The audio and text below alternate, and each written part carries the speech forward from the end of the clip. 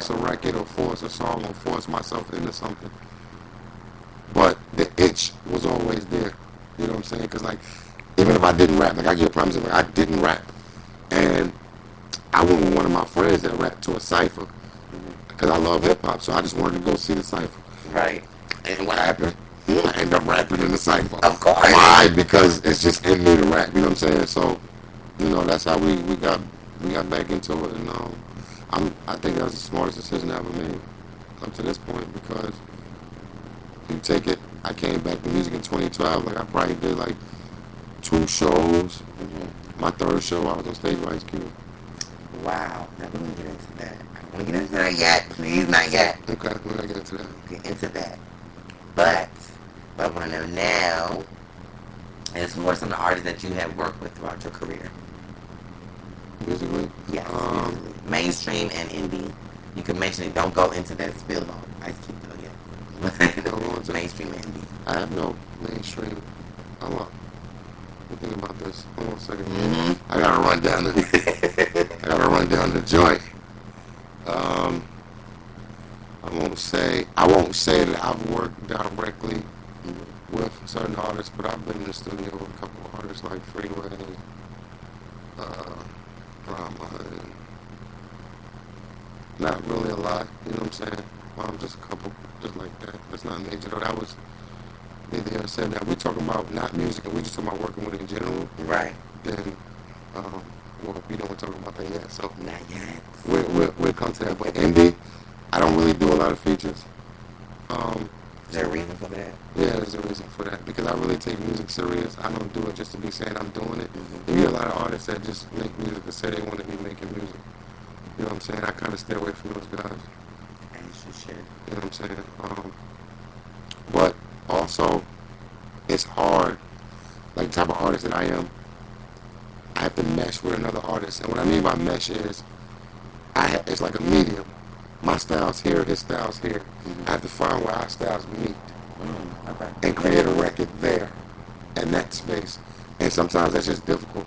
And when you're doing your own things, you know, you're not thinking about that all the time. But I keep it in the back of my mind. So, like, I have records on my project with artists, Terry Monet's on there, Brace Crawford on there, Tragic the Bastards on there. I found something where we would match, and we created like that. So, you know, but that's the only thing it takes for me to do a record with somebody. And I like the record too. Now, I get hit up to do features all the time. Oh. That seems like there's a story in there somewhere. Yeah, there's another story in there, you know. I'm about my business. Like, I don't do this just to do it. Like, I'm really about my business. So if you want to do a record with me, send me a record with a concept, a verse, a chorus, so I understand where you're going with a record. Don't send me a beat and say I want to get you on this. You want to get me on what? I wish you guys could see his face right now when he just said that. You want to get me on what? Like, what? You know what I mean? That's how you weed out the nonsense. You know what I mean? Being serious. So that's what I do. That's weed out the nonsense. Okay. Now, since you, well, we couldn't talk about that subject yet because it's later. In regards to the mainstream artists, can you tell me who are some of your mainstream influences then? Well, we gotta go with Scarface. He's a mainstream influence. Top 5. I love that. We gotta go with DMX. He's a mainstream influence. Jay-Z is definitely a mainstream influence. And I'm thinking today, mentally, Jadakiss is a mainstream influence. I'm glad you said that, because people say, you know where I'm going with this. There you go. People say you look like him, all in the facial area, and you just did a sound effect. The way he sounds as well. Yeah. How do you feel about that? Okay. I don't think we look alike. I can understand the resemblance, but I get the Jadakiss Young Jeezy comparison all the time. Really? Yeah, I get it all the time. We both have raspy voices. I can see that. You know what I mean? Recorded raspy voices. So when you hear the raspiness, it's like 1 minute is him, the next minute is Jadakiss, the next minute is Ja Rule. It's just because wow. I never thought of that one, Ja Rule. It's just because I have a raspy voice. So, you know. But you look like Jada a little bit. I'm from New York too. Like, what you mean? I don't have anything to say. Hey, shout out Jada. It's my guy. Jada did meet him before in person. Jada's one of my top. He's one of my top artists who definitely played a major factor in what I do with hip hop. You know what I'm saying? I've never heard a white verse from Jada Kiss ever in my life. I can't say that I have. I don't think anybody can. You know what I'm saying? So Haters can. Well, haters can, yeah, but yeah. So man, I don't think I look like those guys, but maybe I gotta take a picture with them so y'all can see the difference. I think you should do that. And then I think that'll be, we'll be able to confirm how much you do actually look like him. Right. And if you really don't want it to be confirmed, I don't think you should do that. Yeah. If you don't want it to be confirmed, don't do that. I got my video. We're going to talk about the video later. We are. Well, no, you can mention it. You can bring it now. I got Diamond's video out. And it was a comment on the Diamond's video that says that Jeezy cousin. You know, a lot. Are you serious? I get these comparisons all the time. Does it really bother you like that, though? No, I don't think I sound like Jesus. Well, is it flattering in a sense? I think they more so mean familiarity and facial features. Yeah. I don't think they mean musically. Okay. You know what I mean? When people say that, like, it's not a music similarity, it's a physical similarity. Yeah. So it doesn't bother me because it's physical. Now, if you say I sound like somebody, that might be a little bit upset. Do you think you sound like anybody in particular? Yeah, K.O.V.E. I like that answer. I kind of knew you were going to say that. Yeah, it's like K.O.V.E. Okay. Because, and the reason why I know I sound like myself, not like anybody else, I have a culture background. You know what I'm saying? Mm-hmm. So, I've lived all over the United States and I've traveled all overseas. So my music is culture in the point where I'm not focused in one location. Mm-hmm. Like a lot of his experiences from being in all these different places.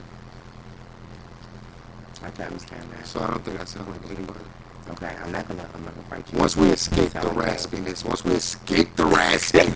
Yeah, listen with your ears. And once we escape the raspy voice, I think my raspy voice is like my greatest asset though on the record. I mean, it's very demanding. Raspy voices are kind of it's demanding. Yes, and they have a type of melody to it. It's a melody. That's the only way I can describe it. It's a melody to it, and I can say that because I kind of have, I do too. I kind of have that type of voice just a little bit. Speaking of which, artists, if you're listening, like she said, raspiness has a melody. Your voice is another instrument on the track, so take note of that whenever you choose out your track selection, what you decide to write over and rap over. Because how you sound can make a record sound good, can make it sound bad. So what y'all think about that? Okay, and I would like to take it further, especially going into the vibrations of the track and of yourself, that energy. We talked about this before. Mm-hmm. The whole energy. I mean what I say. Okay. Well, if you're just tuning in, this is Artist Grove featuring K.O.V.E. Mm-hmm. And we are talking about, or we're going to talk about his Making Music Living Life album, which set to be released, has been released. Friday, October 23rd. Okay. So it's coming out very, very soon. We're going to dance, baby. I'm telling you, I've listened to this full album. I know Crystal has listened to it as well. And I believe Persia heard some of it as well. And I could personally say I think the album rocks from beginning to end. I don't say that a lot. If you've ever heard me, especially on my past shows, Indie Love, Indie News, and some of the other artist shows that I do, I don't say that a lot. And I think it rocks. Especially, and I'm going to just shout out this particular song, Banter's Bliss. Shout it out. Boom. Wait till it comes on. You guys are going to be excited. But right now, we're going to go to a quick commercial break. And then we're going to come back with K.O.V.E. And then we're really going to get into talking about those tracks. And today you'll be listening to pretty much the full album, to be honest. Let's talk about we're going to play a few songs all the way through, and then some other songs we're going to play maybe the first 30, 45 seconds, so we can let you guys just get a little listen. Mm-hmm. So keep it locked right here to Wild Radio. This is your girl Crib Gem, along with my special guest, K.O.V.E. K.O.V.E. on Artist Grove. We'll be right back.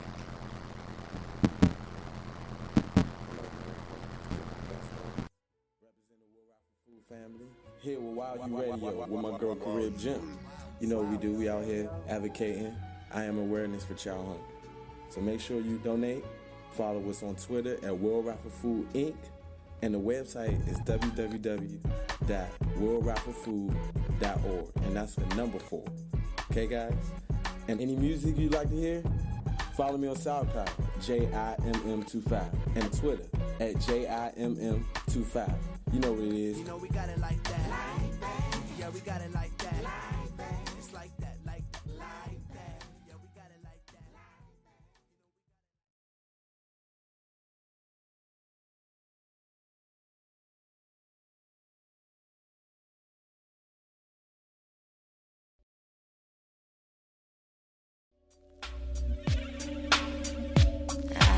Wild Radio, keeping a firm grip on the community. We handle today's issues for tomorrow's successes. Wild Radio. I was deep, deep into the minds of a king, a man who once was in love. Should I hide behind the Can y'all feel that? Can you feel that thing that's oozing out your doggone hand? That thing is beating your doggone chest right now. Can you feel that? Can you feel what's about to happen on this field? Oh, God!